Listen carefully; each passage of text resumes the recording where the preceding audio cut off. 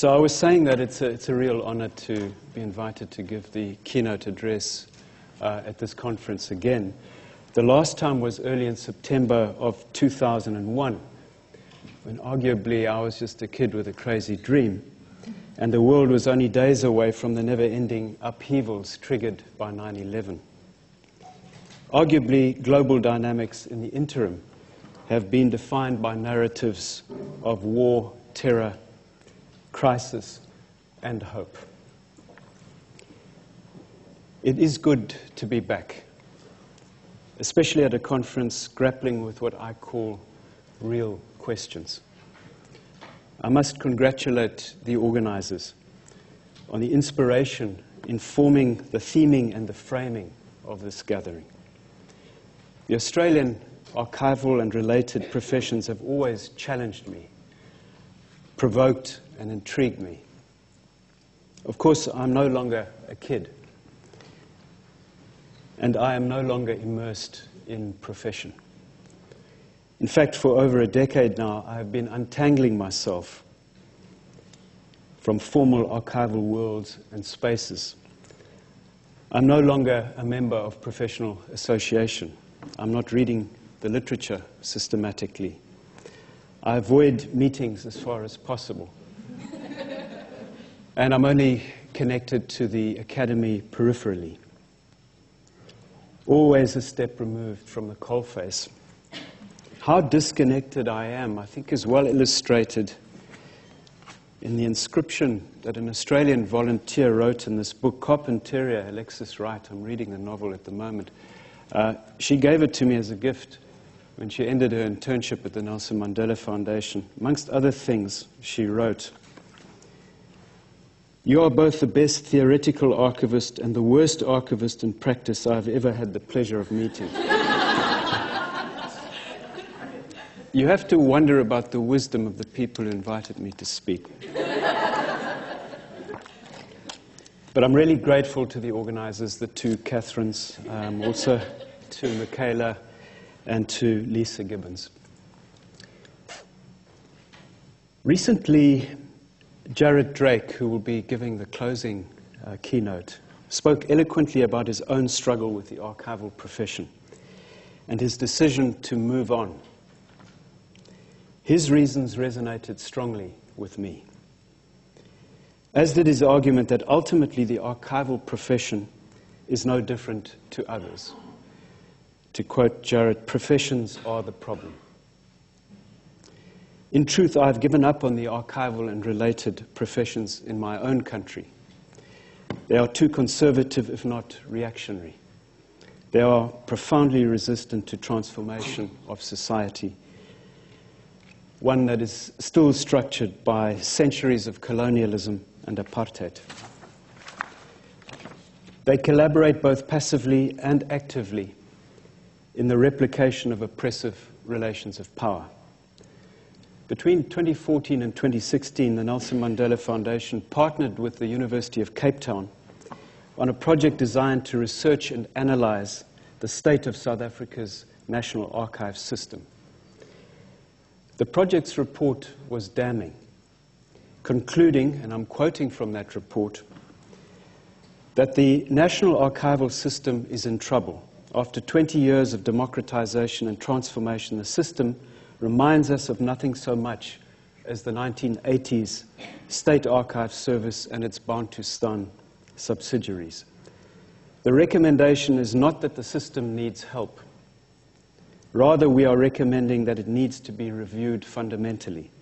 The models which informed it, North American and European models in the main, need to be reconsidered, unquote.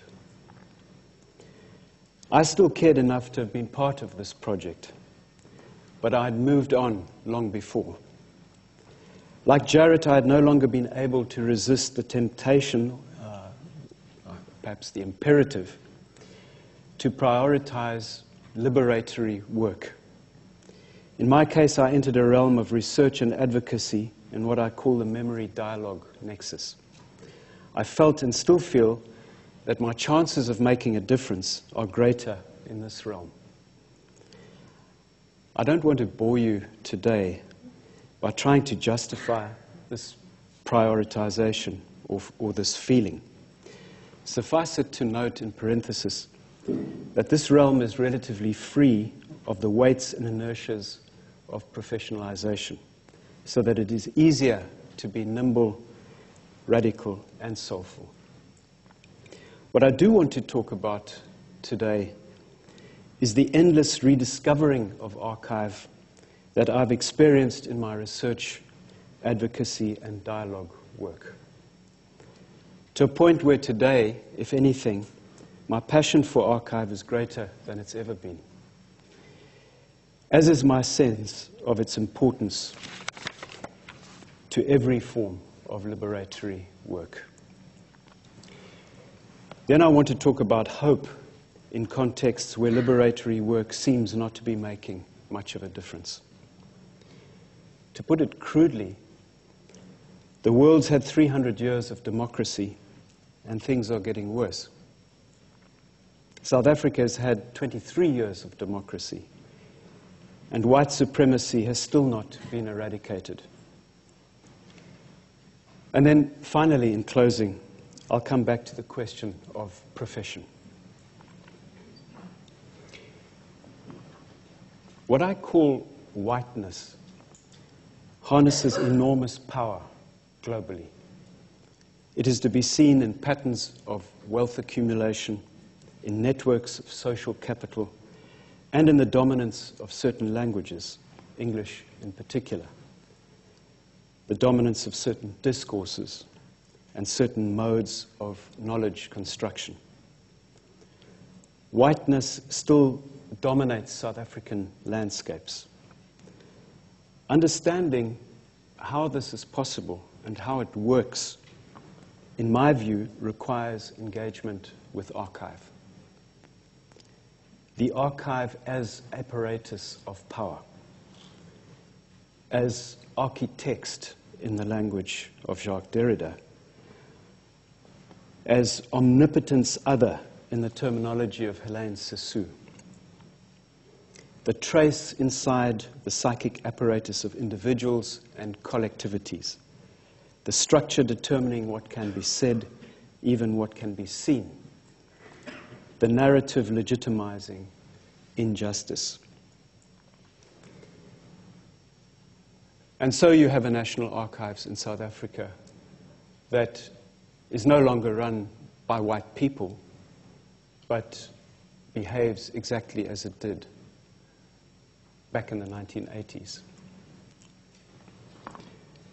So you can go to Sri Lanka. Jarrett and I were there last year. You can travel from one side of the island to the other, and you won't find an advertisement that doesn't use white faces. You can come to my organization, Nelson Mandela Foundation, pretty progressive. I often find myself the only white person in a meeting, but we speak English. Indigenous languages have no traction in formal organizational space.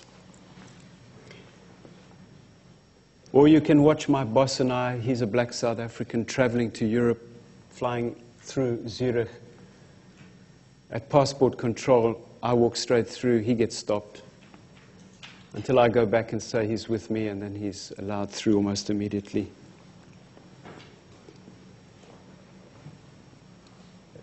If a black friend and I back home get picked up for some offense on a Friday afternoon and find ourselves in a police cell, it's not happened to me yet.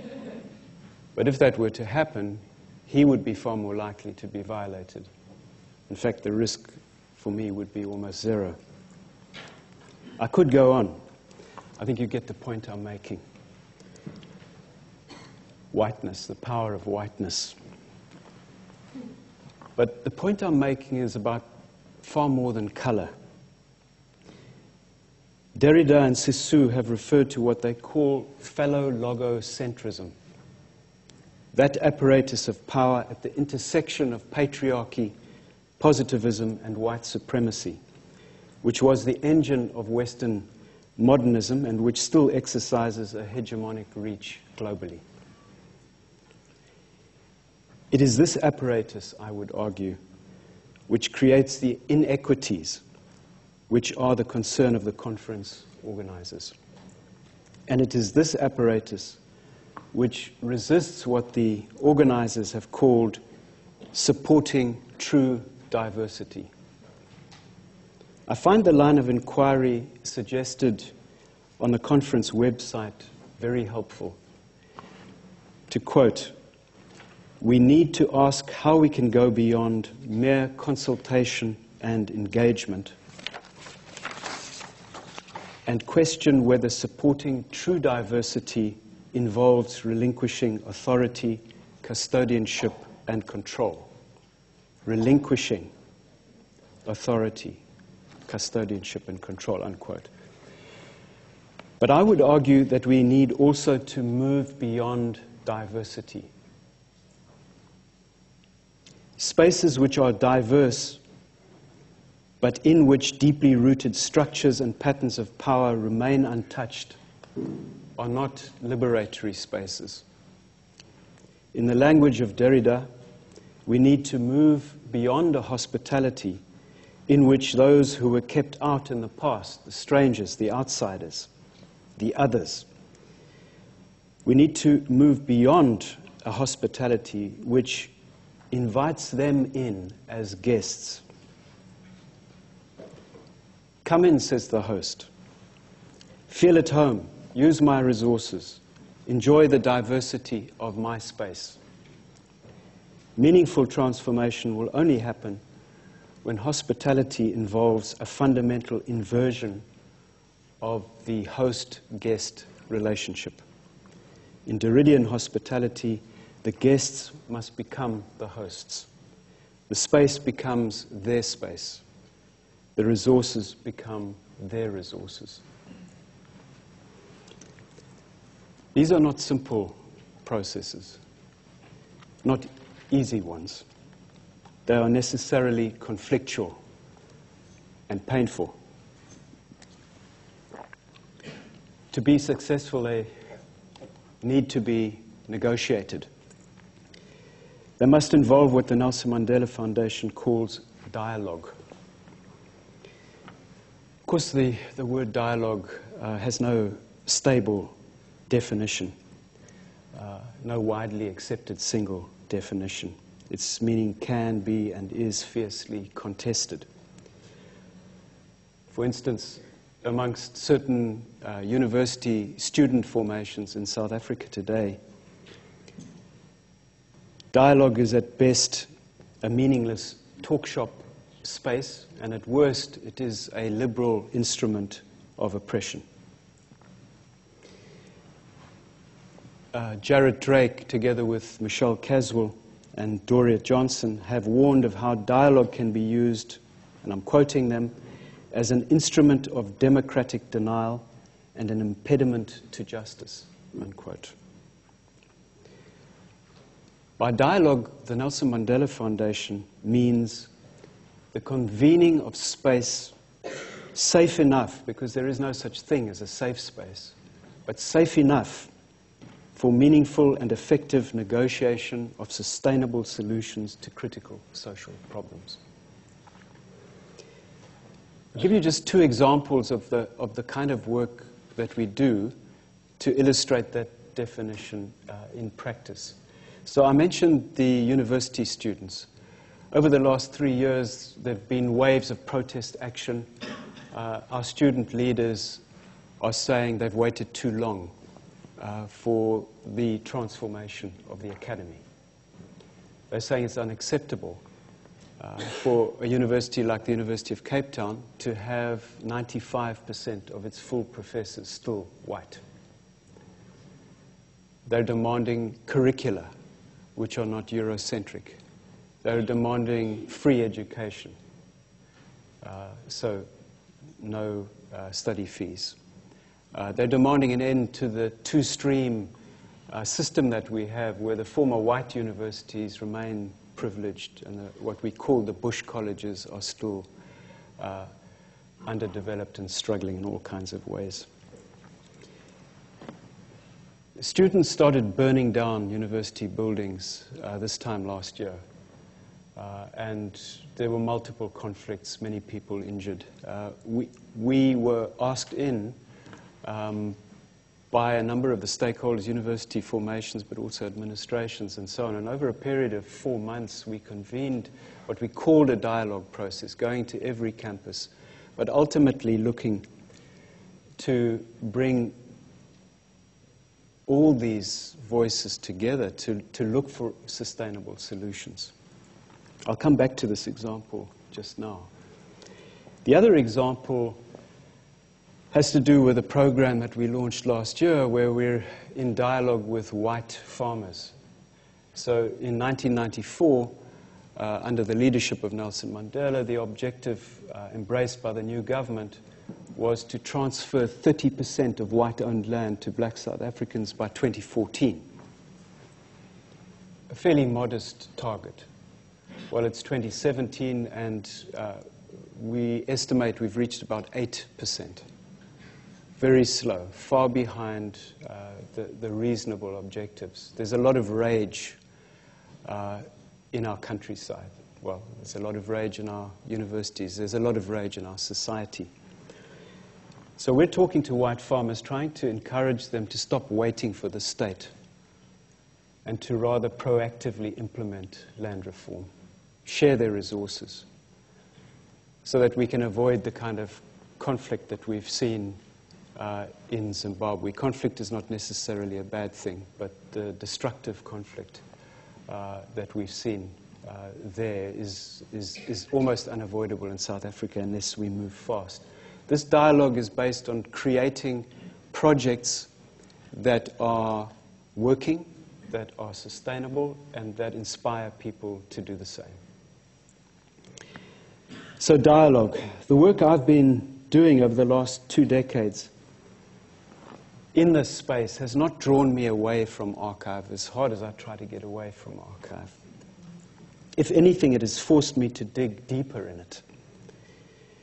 This is because dialogue that is transformational, in my experience, hinges on archive. Now, this is an assertion that would take me a lot longer than the time I have to justify, but I'm going to use shorthand to make just 3 points in support of it. Firstly, before any dialogue intervention, engagement with archive is critical to determine antecedents, understand contexts, ensure that all the voices that need to be in the room are in the room, and to understand what it will take to create a space that is safe enough. Nelson Mandela gave us the mandate to do dialogue work back in 2006. And this was based on an analysis of the needs in our country and a sense of having to ensure that the organization was tooled to make a difference. By dialogue work, he told us, I don't mean getting people in a room who all agree with one another. That's a chat. I don't want you convening chats. And so the safe space concept emerged for us. How can you create a space that's safe enough for people who don't even want to look at each other to actually listen to one another and work on problem solving together? Second point about archive and dialogue. To be transformational, dialogue must engage with archive in the room. There never will be full symmetry, reciprocity, and safety. Post-colonial, feminist, and deconstructionist thinkers insist on an unavoidable hierarchy and an unavoidable danger in any and all dialogue spaces. Conveners must be adept at surfacing and engaging the play of power and must be willing to get their hands dirty. They must enable an unavoidable messy hospitality. For these reasons, precisely, Derrida prefers the word negotiation to the word dialogue. Similarly, theorists of deep process dialogue like David Bohm insist on the need to surface and engage the presuppositions and perspectives participants bring into dialogue processes. In other words, the archive. Conveners must be seasoned at reading archive so as to open everyone in the room to at least the possibility of its disruption.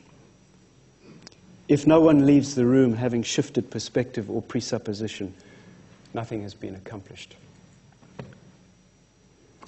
I'm reminded of a dialogue late last year where we had public order police officials and student leaders sitting around a table in our building, shouting at one another, accusing each other of being liars and the enemy.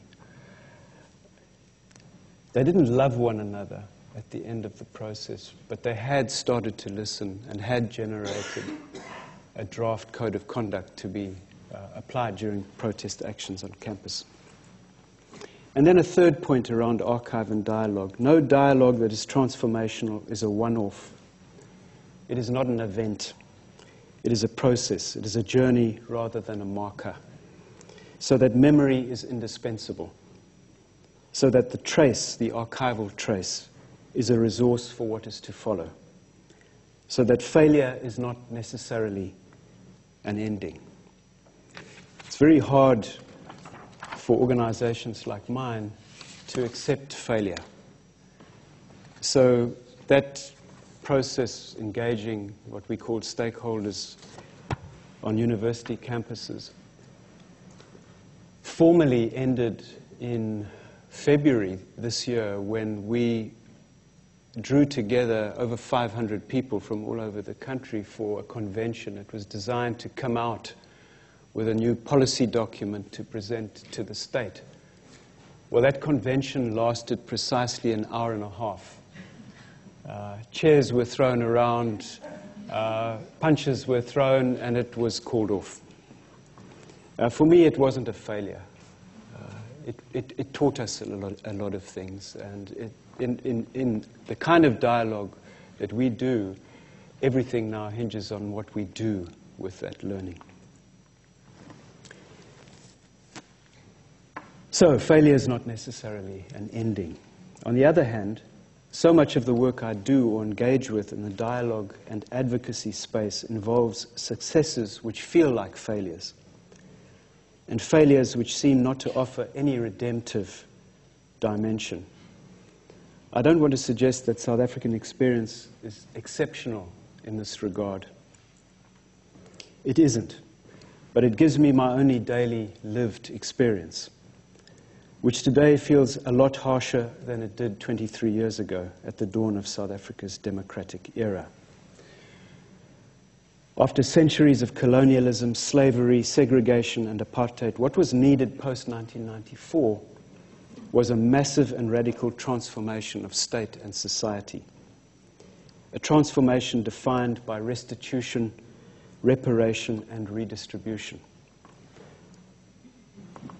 My country has not done well with this work. Indeed, a new neoliberal dominance driven by rapacious elites have seen added layers of extraction and exclusion, corruption and oppression. That's not my intention to tell you the story of South Africa's recent history. I want to highlight only the importance of archive to the social justice work being done in South Africa today. So, trying to change society, fighting social justice struggles, I'm arguing, relies on the archive. 4 examples then. In 1994, we started a land restitution process. So beyond that broader land reform with the 30% objective, an instrument was put in place, the Land Claims Court, to enable people who had been forcibly removed from their land to return to that land.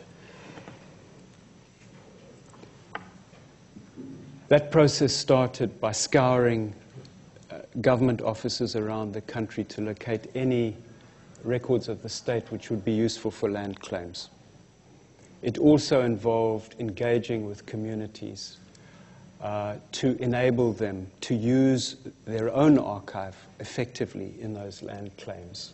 Largely oral, but not only oral, also historic sites, burial sites, and so on, so that they could bring that as evidence and for the court to give the kind of weight that any archive deserves in these kinds of processes. So an archival process. Right now, our challenge is the number of claims that have not been finalized, the number of claims where records have been lost since the claim was filed. It's an archival challenge. Second example, at the end of the Truth and Reconciliation Commission, a list of just over 1,000 missing persons had been generated. These were activists whose remains had never been returned to the families. And a special unit was put in place in 2004,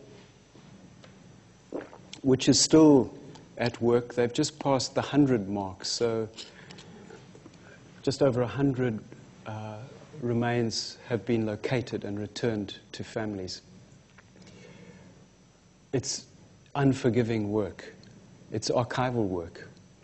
And curiously, it draws heavily on the archive carried by former security personnel, those who are willing to cooperate. So not easy work at all. Third example, I don't know if any of you have been following what's happened in South Africa in the last 18 to 24 months around a family called the Guptas. We call it state capture. This is a business operation which has very close ties to the political elite now, and effectively a shadow state has been set up so that the wealth of the state is being siphoned off and put into private hands. Just recently, someone working in one of the companies owned by this family leaked thousands of emails. We call them the Gupta Leaks. This is an archival intervention, and it provides us with the first hard evidence of the extent to which officials and politicians have been working with this private family and abusing the resources of the state. Thank God for leaks like this. And then finally, a fourth example. Any of you read the work of Thomas Piketty, an economist, French economist? He came to South Africa 2 years ago and worked with us on a project which is now continuing to better understand why inequality in South Africa has grown since the end of the apartheid period. We're now the most unequal society on earth, by some measures. I mention Piketty because the work he's been doing over the last decade or so draws heavily on archival resources. And he's been able to show how patterns of inequality have developed globally over the last 3 centuries. And interestingly, according to the data he's generated, inequality globally started to decrease after the Second World War. But since 1980, across the world has increased. And we've now reached levels of inequality globally that we last saw in the last 1700s. And the patterns of wealth accumulation look disturbingly familiar to those that held sway in the late 1700s. So the oligarchs, the family dynasties, the Guptas. So archival research supports social justice work in all kinds of ways. I've just mentioned 4 examples relevant to South Africa. The work of archive is justice. And justice is unimaginable without archive. Some, of course, argue that 21st century global realities make justice unimaginable. Social justice activism is stretched and worn out by structures of power almost impossible to pin down, seemingly uncontrollable systems and patterns of wealth accumulation, unspeakable scales and forms of precariousness, and of course environmental crisis. Many of my friends, my colleagues, my comrades confess to a loss of hope. Not just in South Africa. American friends, Balkan friends, Kenyan, South American. Democracy is failing us. It's quite possible, in my view, that democracy has become the most sophisticated apparatus of oppression ever devised by human beings. Why do we have to fight so long for marriage equality?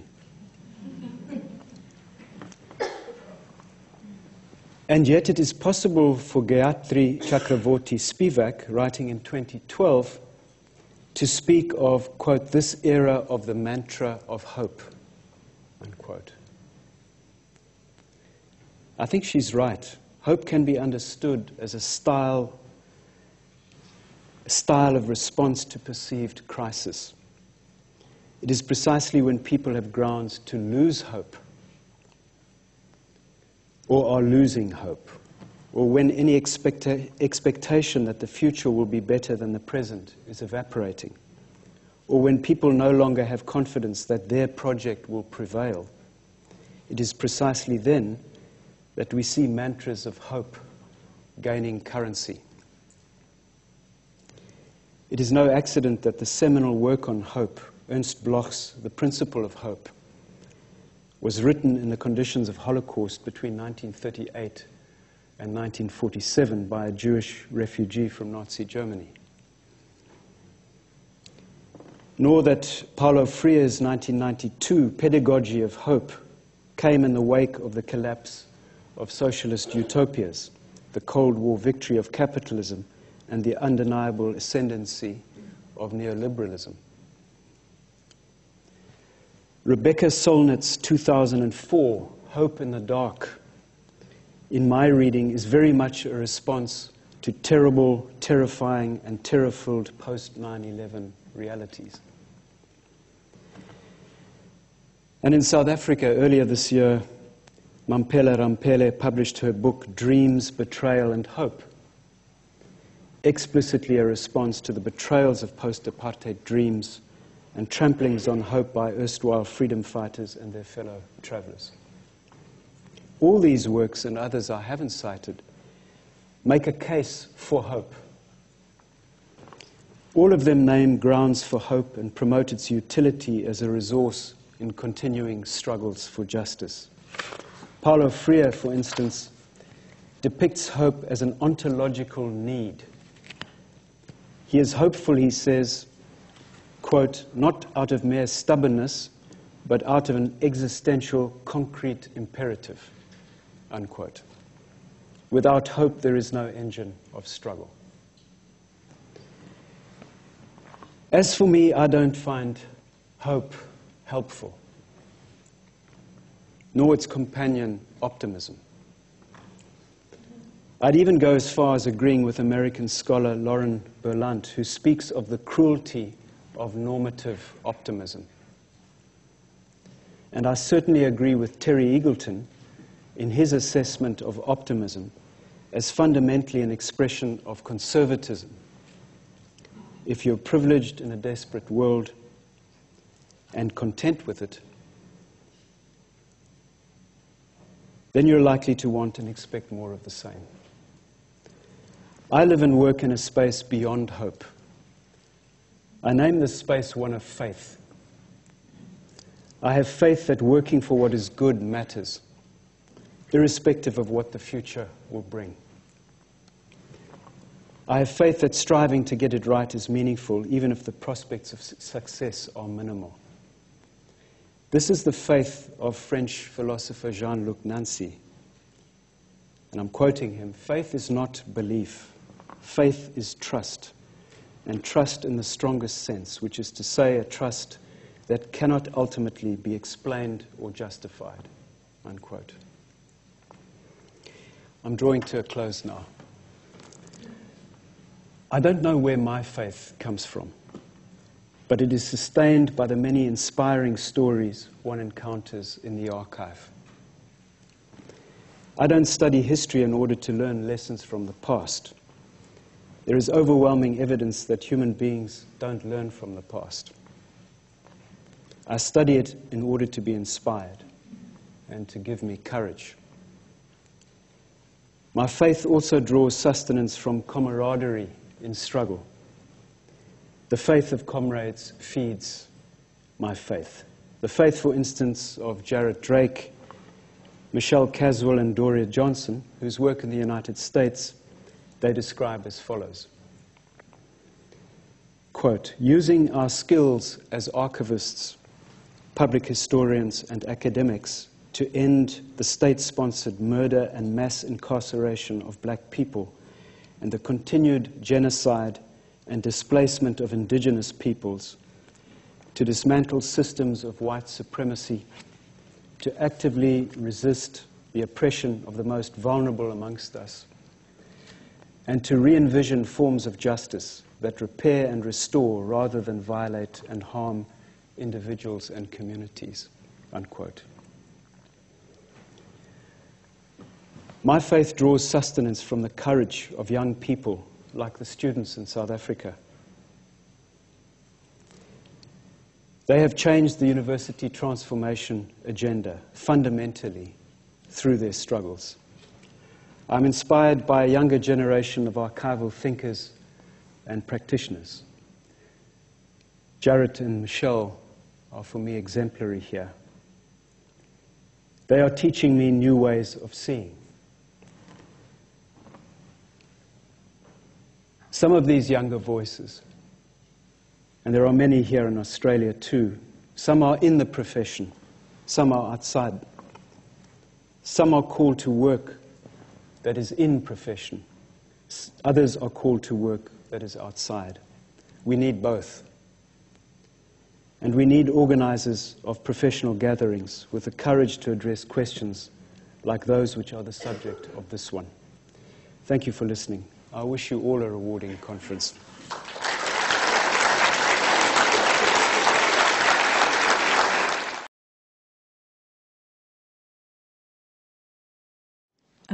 I'm Fiona Blackburn. I'm a white archivist at the Australian Institute of Aboriginal and Torres Strait Islander Studies. Last week, I heard Kim Scott, a Noongar man from Western Australia, talk about the Woolaman project, which is where his community use language resources from the Western Australian Archive to create books in language, which they then use to invite people into their circle, and invite is the word he uses, and he calls it the paradox of empowerment, the paradox of standing on their own culture and sharing it with white people. And that's an example of a community drawing on the archive to create the paradox of empowerment. He says it's necessarily provincial in that it's geographically specific because it's community-based. And I just wondered if you'd like to comment on the dangers to small initiatives like that of interacting with an overarching archive like the State Records Authority of Western Australia. Thank you. I was privileged just in the last few days to participate in a workshop in Perth with a number of Aboriginal elders, but also researchers wrestling with exactly that question. My sense is that in order to not avert the danger, because the danger is always there. One needs a multiply pronged strategy. And one of the dimensions of that strategy has to be to engage that dominant archive, and in the particular case that was the subject of that workshop, the State Archive in Perth, Western Australia, engage that dominant archive to begin changing the context within which records located within that archive are made available. So to change the language of the finding aids, to develop different ways of working with that material, ways that are more hospitable to Aboriginal people and Aboriginal allies in the work that they do. Another part of the strategy would be to, and it was quite fascinating to me, the extent to which in the first half of the workshop what was being expressed was almost a reliance on that formal state record. And it was hard work in the dialogue process to generate attention to that archive which Aboriginal people carry themselves. And then the question became, how does one empower that archive in its engagement with the form of archive that we had been discussing earlier? I think you have to do both. And most interestingly for me, there was also a discussion about the need to transform. And in the conversation, it was the Indigenous. There's a temptation, I think, to romanticize the Indigenous. Is that power is expressed in those spaces. Voices are subordinated, if not excluded. And so to be effective in these engagements with that more formal, state-owned, but not only state-owned, mainstream, let's say, archive, there needs to be a transformation within in order to empower, in order to engage more effectively. Just a few thoughts there. So it's only the opening keynote, but from yesterday's workshops and from this morning, there seems to already be a theme in terms of not being reactive, but transforming fundamentally. We've got someone in the room who's looking at, oh, there she is, who's looking at how you can actually transform the systems, the infrastructure that we're using. Because if the infrastructure that we're using is limiting us in terms of the social justice and the type of transformation that we can engage in as archivists, how successful can we be? So just your thoughts on that would be much appreciated. Just realized I'm wearing shades. I didn't do this deliberately, by the way. I think that's almost a timeless question. Because that infrastructure is fundamental to everything. And whatever one's motives might be, whatever one's aspirations are, that infrastructure determines the space in which one works. So certainly transforming them is fundamental. And I'm not sure what one can do without that form of transformation. Maybe share a story from South Africa. Is in the 90s, in the National Archives, and this played out also in the various provincial archives, is what were called transformation units were put in place. And as we started conceptualizing what we meant by transformation and what that might look like in institutional space, some of us were arguing it has to mean that you change everything. It has to mean that you question these Western modes of doing and of constructing knowledge. It has to do with decolonizing the archive, decolonizing the institutions that do archival work, right? But very quickly, it became apparent that the imperative, the overriding priority of the state was what we then called affirmative action. In other words, you change the people, but you don't change the infrastructure. You don't change anything else. And the consequences of that approach to transformation are that nothing has changed.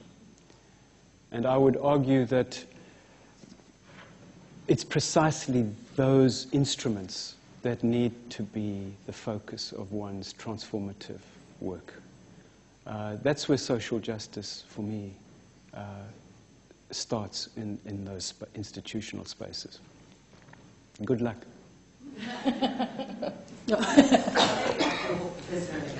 I'm really interested to hear about, I like the arguments we made in there about Mandela's skill as a record keeper and the way that his own record-keeping practices were sort of very much in line with archival power, listing, noting times, keeping bits of paper, but also how the prison guard, the guy that had that last diary with the torturer, he was also this incredible record keeper. So I'd really like to hear about that, the way that both those men use very conventional archiving ways of thinking to retain, maintain, express power. It wasn't about getting rid of structures, it was actually really working with them. That's how I took it from the book. I'd like to hear about that.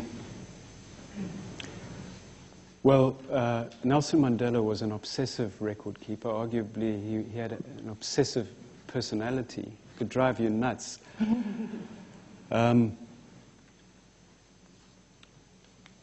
Yeah, so for those who haven't read the book, this is about his prison years and the extent to which he understood that record keeping was a fundamental instrument of power. And he used the record in all kinds of struggles that the political prisoners were waging. I suppose the question becomes, can that kind of record keeping, a very conventional one, be liberatory?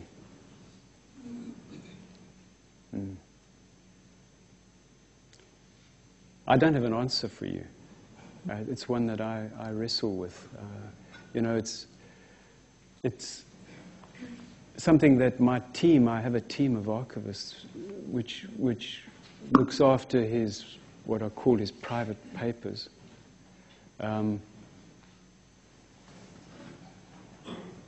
Because power is expressed in many different ways in that collection. And arguably, the dominant voice in his own recording is a very formal one. It's not the Nelson Mandela that I got to know. And if you follow that line of inquiry just a little bit further, you could come to conclusions like, well, that archive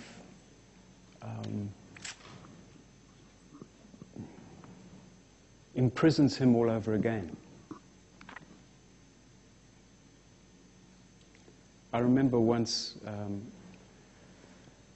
showing someone his letters from prison, and after reading for maybe 15 minutes, this person said to me, wow, receiving a letter like this would have been profoundly alienating.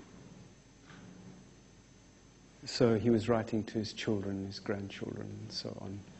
Alienating because of their formality.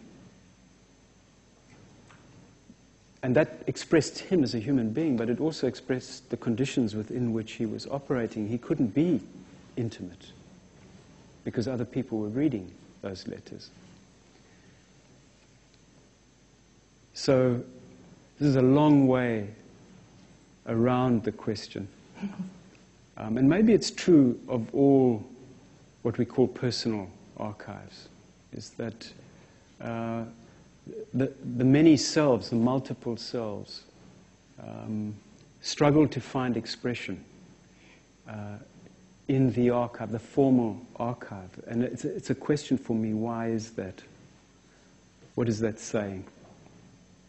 So the archive you're talking about, and it's both the archive of Nelson Mandela, but also of that former security policeman, Donald Card, they're sites of pain and alienation. Just getting back to the question before that one, with regards to changing systems, your talk was really fantastic. It got me thinking about Indigenous records and how we do that, because in our sense, everything is a physical paper. When Aboriginal people are trying to get their points of view off, it's largely an oral tradition, which we don't know how to really deal with unless we have some sort of tangible way of doing that. It was conjuring all sorts of thoughts for me. What it reminded me of many years ago, what needs to be done almost, is someone needs to test our systems and have a look at all the fundamental flaws in it. Years ago, when I first started working in a library, a blind activist came into the library with a dog. And I remember we were completely unprepared because our entire library systems were geared for people who could see. And she walked in with a dog, so the first reaction was, no dogs allowed in the library. Then she came to the counter and wanted a library card, and all we were doing were handing her physical forms because we're used to dealing. And the last thing, and I got this inquiry, so I was a complete idiot trying to go through I found every single hole in the library system when it came to blind people. And then the last thing I said to her, why don't you go over to the to the audio books and have a look around? So it was just completely, it was like another paradigm that we need to get ourselves out of this world, because in Australia each country is different, and we were set up as a jail. And where I come from in Newcastle, we were a jail within a jail. And what I learnt is that records are not kept by the jailed, they are kept by the jailers.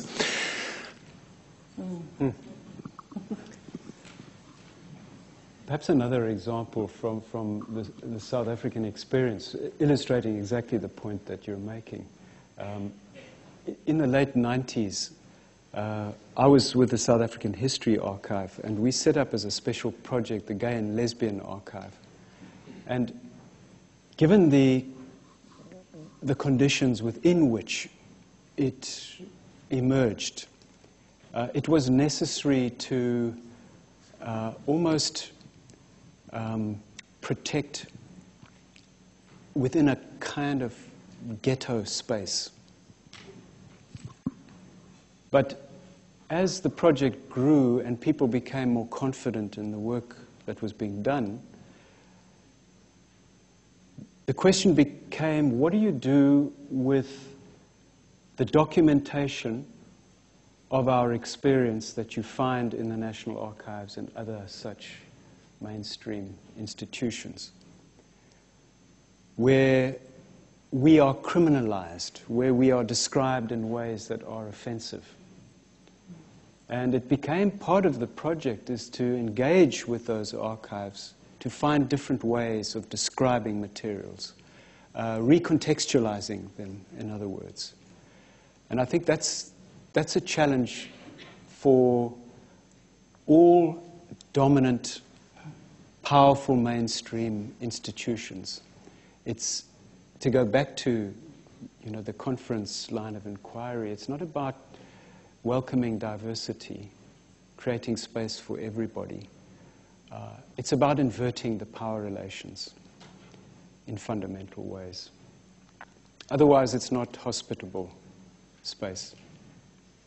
Thank you. Hi, I'm Karina, and I am not an archivist. And you can probably hear from my accent that I'm also not Australian, so I'm just going to put those things out there. So you made mentions of dialogue and how it should be about problem solving, but never actually really is, and the hospitality of diversity. And it made me think a lot about the work that I do at colleges and universities. I work in student affairs, and so one of the programs that I'm working on now is about we have a cohort of students, and it's a social justice dialogue cohort. And one of the things that I have been struggling with for a long time is how much do you challenge and agitate as a facilitator, always being so concerned, particularly and quite honestly, about like how far can we push the white students in the room, not so far that then we have no way of bringing them back into the dialogue. So I was just wondering if maybe you could speak on that.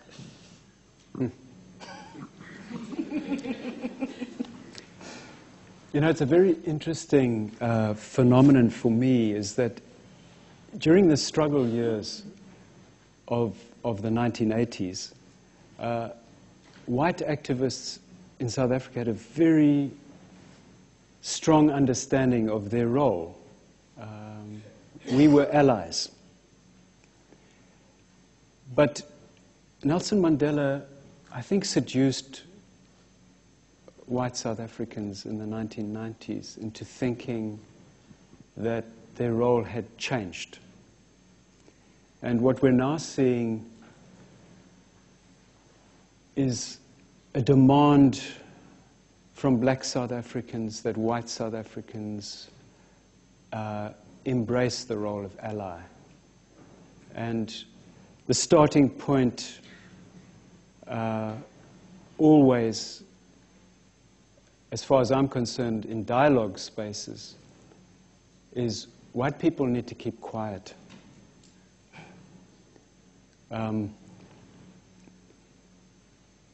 They need to wait for the invitation. And it's interesting because we now have a discourse that is growing all the time amongst white South Africans who are more or less progressive. And it's a dialogue of what is called white work. What is white work in these contexts? And ideas, concepts like staying in one's lane, acknowledging one's positioning, one's rank, one's privilege. It's a very young, fairly crude, emerging discourse, but very necessary.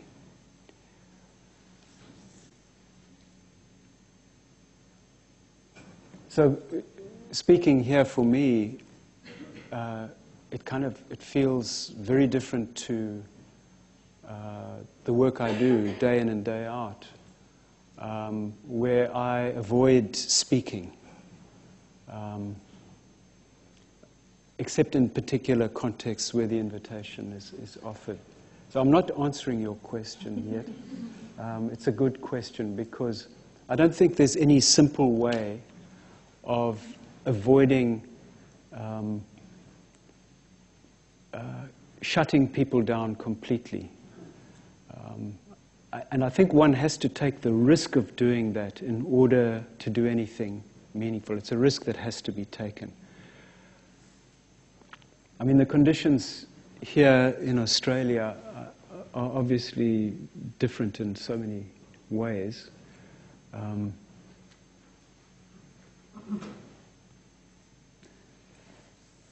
I'm hoping that for most of you there's some resonance.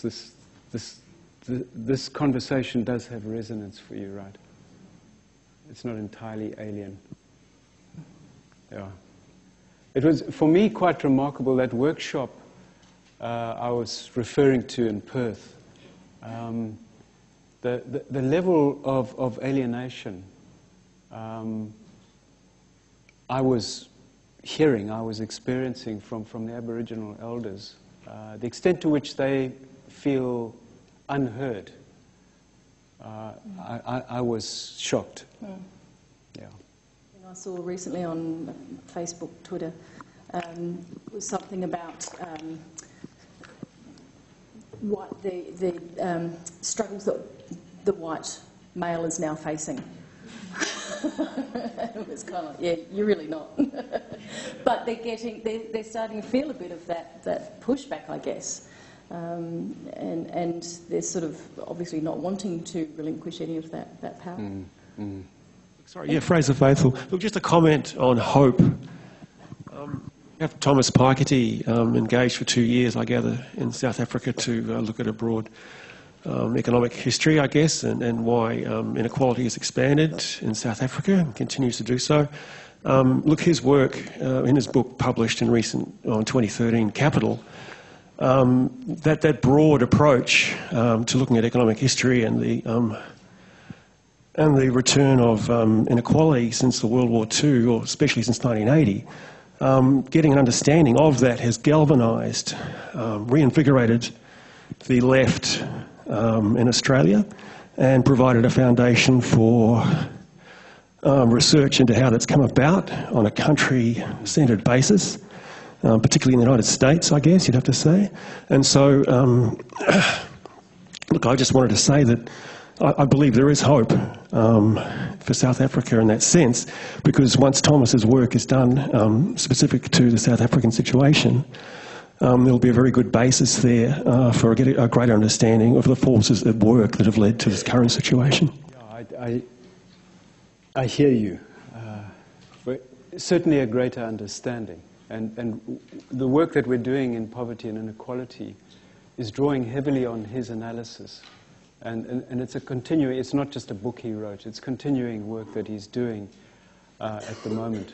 What we're trying to do is to work with academics to identify what are the 5 or 6 things that we can do differently to shift these inherited patterns of poverty and inequality. One of them is we need a wealth tax. You know, white South Africans were let off the hook. Their patterns of wealth accumulation were left largely untouched. That has to change. Whether that gives us hope, though, is a different question, because the structures of power are so deep-rooted and robust. And also, in my view, capital is so fluid, it's so difficult to hold accountable, that whether we can effect those meaningful changes is another question. You know, when we started out in 1994, the state embraced the principle of redistribution of wealth. But within 2 years, that was largely abandoned. And a new macroeconomic policy framework was adopted, which, in my view, is profoundly neoliberal. You have to ask the question, why? How did that happen? What does it mean? But whatever it means, and however it happened, it's very difficult to now shift those structures. So I have faith, but not hope. Hello, Julia Manton. I'm president of the Australian Society of Archivists. So just wanted to, there were 2 things that came to mind. One, I wanted to say about professional associations, and I can't disagree with you that I think by nature they are conservative, although I am not conservative and very much a nonconformist.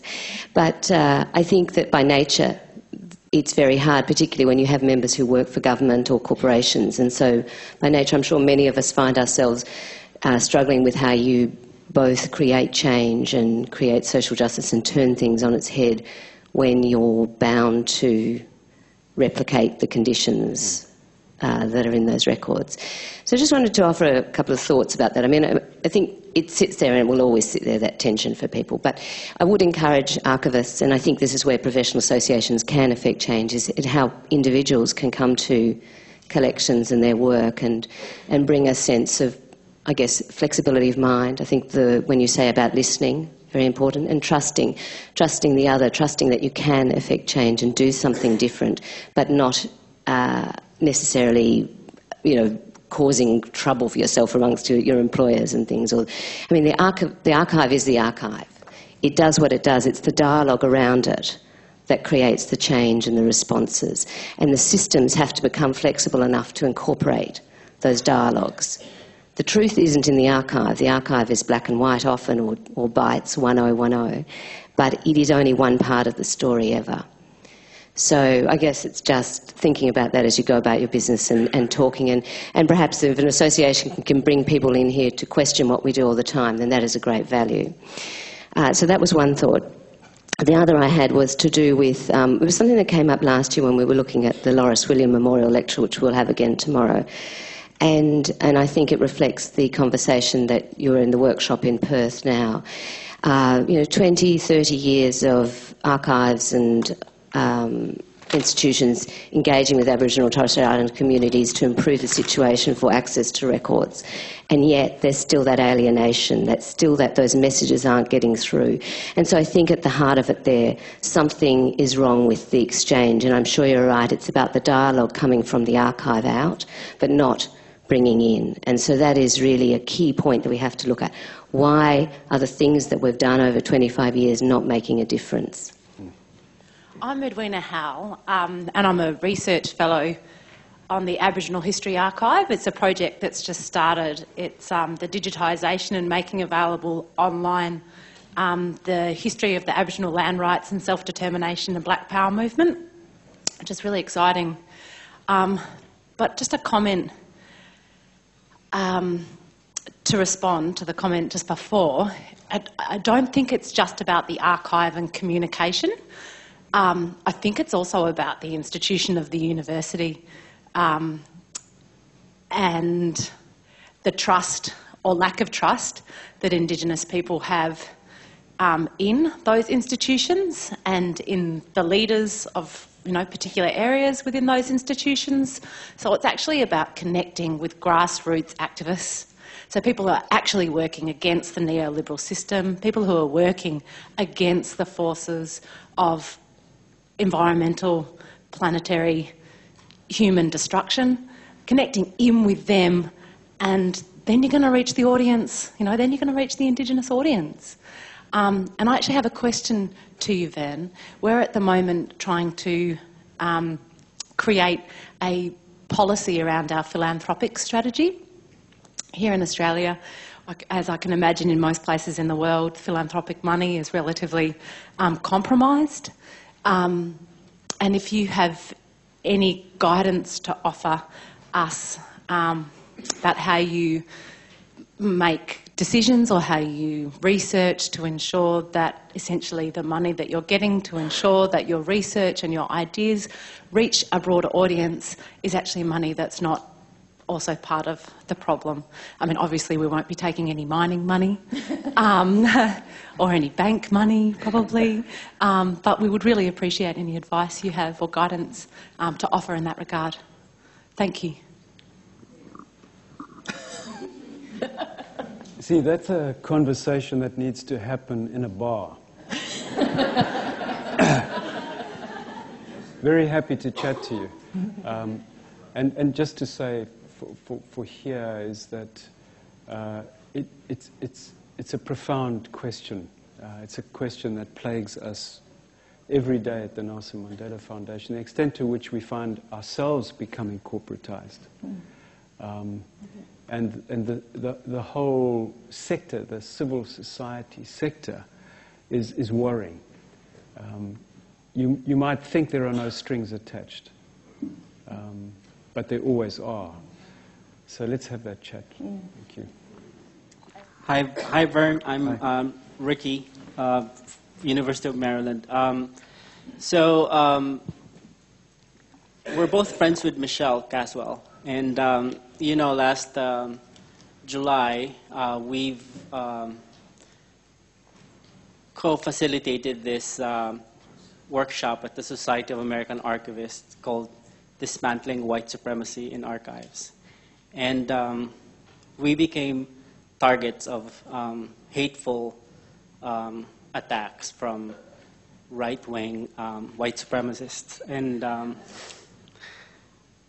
the difficulty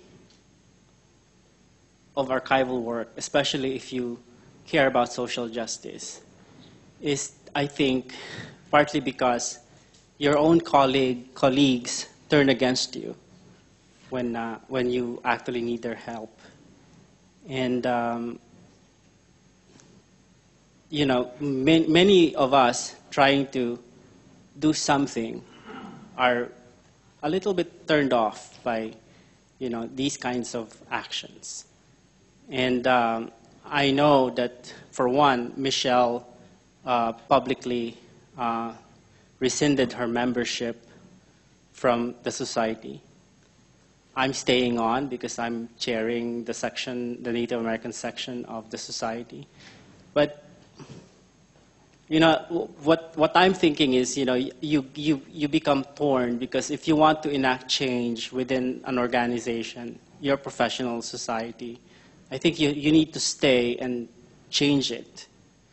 But at the same time, you feel like you're being pushed away because they you know, people find you radical, too radical for the profession. So, what would you tell the membership of this society, and especially those who are seriously, if you're a person of color, you feel attacked when you speak up?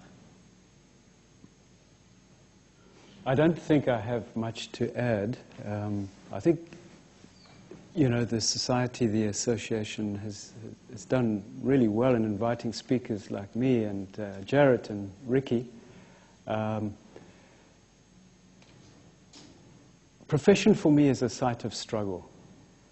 I don't think finding solutions to the kinds of problems we've been talking about this morning are really imaginable without profession. They have to be part of the solution. It's like the discussions we have with student leaders in South Africa at the moment, is that corporatized as those institutions have become, and as untransformed as they are going to have to be part of the solution. They have to be at the table. So I don't really have a view on you know, Michelle's decision as opposed to yours. I think it depends on individuals, their own positioning and what they feel up for. Nobody can say to someone, well, this is the way to go. We have to work these things out for ourselves, I think. But again, you know, good luck.